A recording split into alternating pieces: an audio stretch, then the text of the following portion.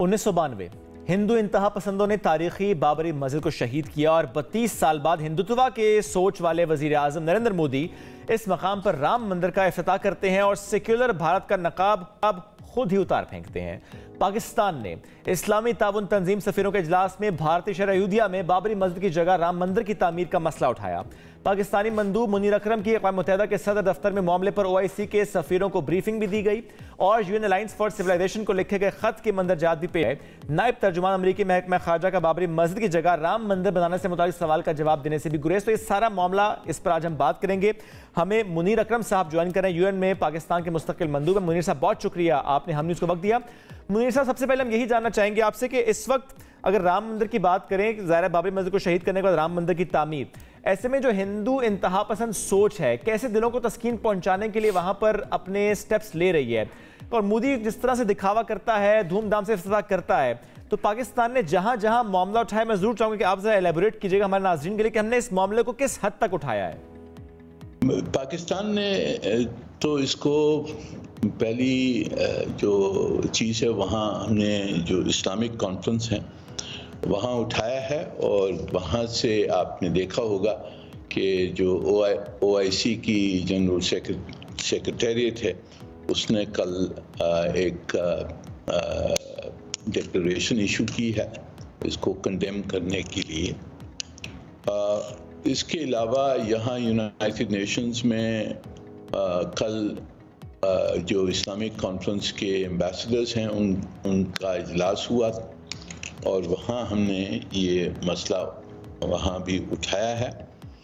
और इस पे हमें काफ़ी भरपूर सपोर्ट थी और फैसला किया गया है कि इस मसले को, जो प्रोटेक्शन ऑफ रिलीजियस साइट्स जिसे कहते हैं, उसको हम OIC एम्बेसडर्स के एजेंडे पे हमने ले आया है, और अगले इजलास में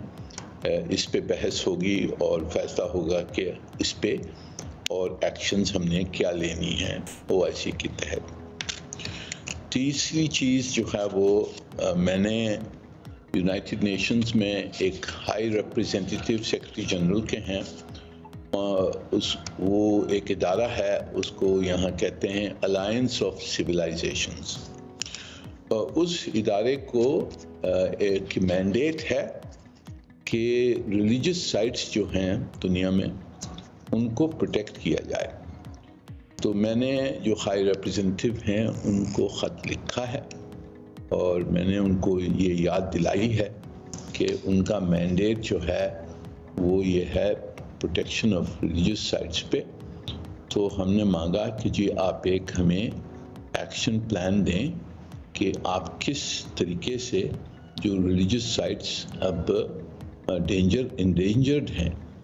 हिंदुस्तान में और कुछ और जगह भी, उस पे आप कोई एक्शन प्लान बना के हमें दें कि आप किस तरह से रिलीजियस साइट्स को प्रोटेक्ट करेंगे। तो ये तो एक्शंस यहाँ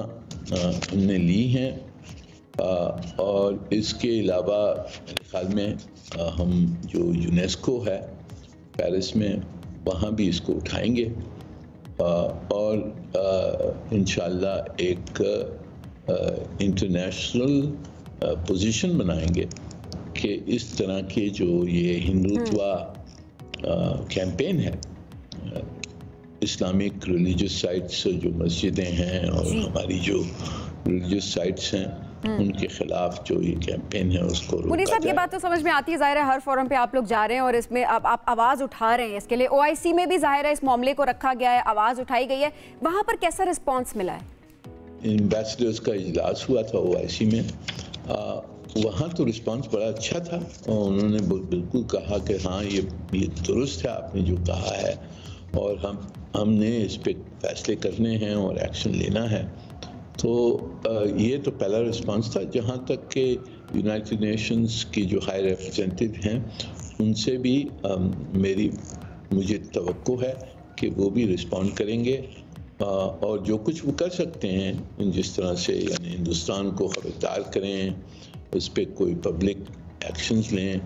और जो हम चाहते हैं वो एक एक्शन प्लान बनाएं रिलीजियस साइट्स की प्रोटेक्शन के लिए,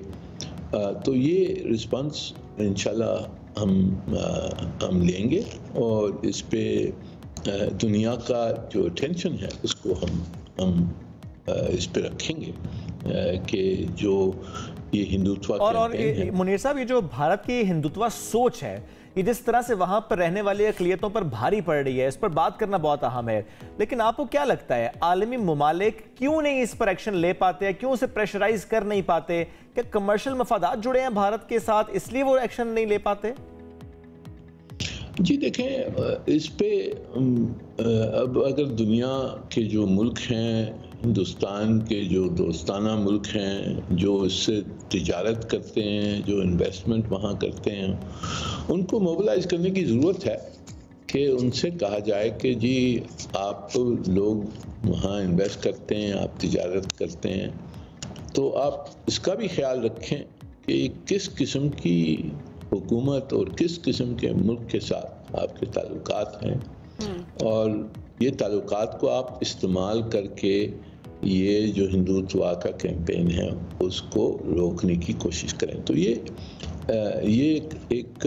ڈپلومیٹک ایفرٹ ہمیں کرنا پڑے گا جس کے تحت جو بھی ملک ہیں جن کا کچھ اثر رسوخ ہے ہندوستان میں وہ اپنا انفلوئنس استعمال کریں اور اس قسم کا جو کیمپین ہے، جو ایکسٹریمسٹ قسم کی ہندوتوا کیمپین ہے، اس کو روکنے کی کوشش کریں۔ منیر صاحب انفلوئنس کی تو آپ نے بات کی، لیکن دوسری جانب دیکھا جائے تو امریکہ سے جب بھی بھارت کے حوالے سے سوال کیا جاتا ہے تو جواب دینے سے وہ ہمیشہ کتراتا ہے۔ اب اس طرح سے کھل کر کیوں نہیں سامنے آتا، اپنا موقف کیوں نہیں وہ بیان کرتا؟ جس طرح سے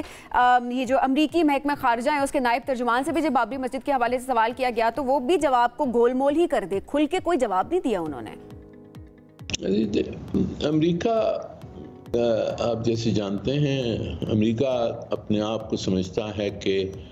ریلیجیس فریڈم کو پروموٹ، لوگوں کو ٹوکتا ہے کہ جی آپ نہیں کر رہے ہیں، فلانا نہیں کر رہے ہیں، وہ نہیں کر رہے ہیں۔ تو اس میں بھی ان کو ہم نے پوچھنا چاہیے کہ جی اس معاملے میں جو یہ ہندوتوا کیمپین ہے اسلامک سائٹس کے خلاف، جو مسلمانوں کے خلاف ہے، تو آپ اس پہ کیا کر رہے ہیں؟ اس پہ آپ صحیح کہتے ہیں کہ وہ ہچکاتے ہیں جب بھی کچھ سوال ہندوستان کے بارے میں ہو، ہندوستان کی جو غلطیاں ہیں اس پہ وہ زیادہ توجہ نہیں دینا چاہتے ہیں، اس کو پروجیکٹ نہیں کرنا چاہتے ہیں کیونکہ ہندوستان ان کا اسٹریٹجک پارٹنر ہے۔ پر ہماری اور اگر صرف کشمیر کی بات کریں منیر صاحب تو اس پہ بھی ہم دیکھتے ہیں کہ جس طرح سے دہائیوں سے ہم دیکھ رہے ہیں کشمیر پر بھارتی ظلم و جبر کا سلسلہ جاری ہے، اور جس طرح سے دہشت گرد فورسز چن چن کر نہتے کشمیریوں کو نشانہ بناتی ہیں، ایسے میں یو این کا وہاں بھی تو ہمیں کردار نظر نہیں آتا، کوئی رد عمل سامنے نہیں آتا وہاں پر۔ یہ دیکھیں یو این، جہاں تک کہ یو این جو سیکرٹری جنرل ہے اور جو سیکرٹیریٹ ہے، جو یو این آفیشلز ہیں، جہاں تک کہ ان کا اختیار ہے تو انہوں نے تو ہماری حمایت کی ہے، اور کشمیر کے قصے کے اوپر جو پوزیشن لی ہے یونائٹڈ نیشنز نے، سیکرٹری جنرل نے، وہ بالکل درست ہے اور صحیح ہے اور ہماری پوزیشن سے الائنڈ ہے۔ سیکرٹری جنرل صاحب نے، جیسے آپ کو یاد ہوگا، انہوں نے کہا ہے کہ کشمیر کا مسئلہ حل ہونا چاہیے in accordance with the UN Charter, with the UN resolutions and bilateral agreements۔ تو یہ ہماری بھی پوزیشن یہی ہے اور یہی ہم چاہتے ہیں کہ اقوام متحدہ یہی پوزیشن پہ قائم رہے۔ جو 2 رپورٹس ایشو کیے ہیں high commissioner for human rights نے کشمیر کے اوپر، وہ 2 رپورٹس بھی پوری لسٹیں دیتی ہیں کہ کس قسم کی ہیومن رائٹس کی خلاف ورزی ہو رہی ہے آکیوپائڈ کشمیر میں۔ تیسری چیز کہ کوئی 20 اسپیشل مینڈیٹ ہولڈرز جسے کہتے ہیں، اسپیشل راپورٹرز ہیں ہیومن رائٹس کے اوپر، various aspects of human rights کے اوپر، فریڈم آف ایسوسیشن، ریلیجن وغیرہ، ایکسٹرا جوڈیشل کلنگز، ان سب پہ اسپیشل راپورٹرز ہیں ہیومن رائٹس کاؤنسل کے۔ 20 ان میں سے 20 اسپیشل راپورٹرز نے انڈیویجولی اور جوائنٹلی یہ اعتراض کیا ہے کہ جی ہیومن رائٹس وائلیشنز جو کشمیر میں ہو رہی ہیں اس کی خلاف ورزی کے لیے ہم نے ایکشن لینا ہے. انہوں نے ہندوستان کو اپروچ کیا ہے کہ جی ہمیں ایکسیس دی جائے کہ ہم آکیوپائڈ کشمیر میں جا سکیں اور دیکھ سکیں کہ وہاں ہیومن رائٹس کی سچویشن کیا ہے. جو رپورٹس ہیں خلاف ہیومن رائٹس کی جو خلاف ورزی کی اس کو ہم ویریفائی کرنا چاہتے ہیں. اور منیر صاحب اب سچویشن کی آپ بات کریں, سچویشن تو پھر یہ بھی ہمارے سامنے ہے کہ کس طرح سے بھارت راتوں رات کشمیر کی خصوصی حیثیت کا قانون ختم کر دیتا ہے. بھارتی سپریم کورٹ نے بھی آرٹیکل 370 کے قانون کے خاتمے کو درست قرار دیتے ہوئے مودی کے اقدام پر بھی مہر لگا دی ہے ایک طرح سے. تو یہ سب کرنے کی طاقت کہاں سے مل رہی ہے, کیونکہ یہ بہت بڑے ڈیسیجنز ہیں. تو ایسے میں یو این کا کردار کو آپ کس طرح سے دیکھتے ہیں؟ کیا یو این یہاں پر آپ کو ویک نظر نہیں آتی؟ دیکھیں, جیسے میں نے آپ سے ذکر کیا ہے, یونائٹڈ نیشنز ایکشن 2 لیول پہ ہوتی ہے. ایک تو سیکرٹری جنرل اور سیکرٹریٹ کے لیول پہ ہوتی ہے, اور جو ان کے جو آفیشلز ہیں, جو ان کی میکنزمز ہیں, ان پہ انہوں نے تو اپنی پوزیشن واضح کر دی ہے, اور بہت صحیح پوزیشن. جہاں تک کہ ایکشن لینا ہے, اب ایکشن جو ہوتی ہے, انفورسمنٹ ایکشن اگر لینی ہوتی ہے, انٹرونشن کرنی ہوتی ہے, تو یہ سلامتی کاؤنسل کر سکتی ہے, یا دوسری لیول پر ہیومن رائٹس کی ایشوز کے اوپر جو ہیومن رائٹس کاؤنسل ہے وہ کر سکتی ہے. وہاں جو ہمیں جو آبسٹیکل ہے وہ یہی ہے کہ کوئی بڑی بڑی طاقتیں ہیں جو ہندوستان کے دوست ہیں, ہندوستان کے اسٹریٹجک پارٹنرز ہیں, اور اسی لیے اس کو شے ملتی ہے. لیکن ایسے میں اپنا احتساب بھی تو کرنا ہے ہمیں. صرف یوم سیاہ منانا, 5 فروری کو کشمیر ڈے منا لینا, یوم استقلال کشمیر کی بات کر لینا, ان دنوں سے آگے نہیں بڑھ پا رہے. تو کہیں نہ کہیں کوئی کمی کوتاہی تو ہماری بھی ہو سکتی ہے, ریاست پاکستان کی بھی تو کہیں نہ کہیں ہو سکتی ہے نا. اس کو کیسے ٹھیک کیا جا سکتا ہے اگر ہے تو؟ جی دیکھیں, یہ بہت آسان ہے کہنا کہ ریاست کی غلطی ہے, ہم نے کچھ کام نہیں کیا وغیرہ وغیرہ, پر ریاست نے تو پوری کوشش کی ہے. دیکھیں, ہم ہر روز ہمارا کشمیر ہمارا فرسٹ پرائیورٹی ہے. یہاں اقوام متحدہ میں جو دنیا کے کیپٹلز ہیں وہاں کشمیر کا جو مسئلہ ہے وہ ہم اٹھاتے ہیں, اور ہمیں سپورٹ, حمایت جو ہے وہ اسلامی دنیا کی حمایت تو ہے. اب ہم نے کنونس کرنا ہے جو ملک ہندوستان کے قریب ہیں, اسٹریٹجکلی یا اکنامکلی قریب ہیں, ان کو کنونس کرنے کے لیے ہم نے کیمپینز چلانی ہے اندرونی ان کے حالات میں, کیونکہ سب یہ جو ملک ہیں, جو ویسٹرن ممالک ہیں, یہ سب ڈیموکریسیز ہیں. تو ان کی پوزیشن کو چینج کرنے کے لیے ہم نے ان کی جو پبلکس ہیں, جو پبلک اوپینین ہے, اس کو بدلانا ہے. لیکن منیر صاحب وہیں پر دیکھا جائے تو چیزیں تو ہمارے سامنے بھی ہیں, کس طرح سے دنیا بھر میں ٹیررسٹ کارروائیوں میں ملوث ہے. کینیڈا کی بات کی جائے, جس طرح ہم نے پہلے بھی ذکر کیا کہ وہاں پر ایجنٹ کے ذریعے سکھ رہنما قتل کروائے. پھر امریکہ میں بھی ایسی ہی منصوبہ بندی کی گئی ہے جو کہ بے نقاب بھی ہوئی ہے. پاکستان میں اب 2 شہریوں کا قتل بھی کروایا گیا ہے. تو اب اس طرح کے ثبوت جب سامنے آ رہے ہیں تو بھارت کو ٹیررسٹ اسٹیٹ ڈکلیئر کیوں نہیں کروایا جا رہا؟ یہ دیکھیں, اس پہ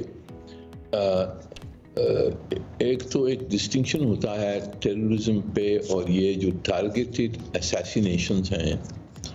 یہ تھوڑا سا مختلف ہے. اس میں آپ کہہ سکتے ہیں یہ ٹیررزم کا ایک حصہ ہے ٹیررزم کا, پر اس کو کس طرح سے ہم نے استعمال کرنا ہے اور کس طرح سے پروجیکٹ کرنا ہے وہ میرے خیال میں ابھی تک ہم نے تھوڑی سی اس پہ سوچ بچار کرنا ہے. اب جو کینیڈا میں جو واقعہ ہوا ہے اور جو امریکہ میں انہوں نے جو کوشش کی ہے اساسینیشن کی, یہ سب چیزوں کو ہم نے ملا کے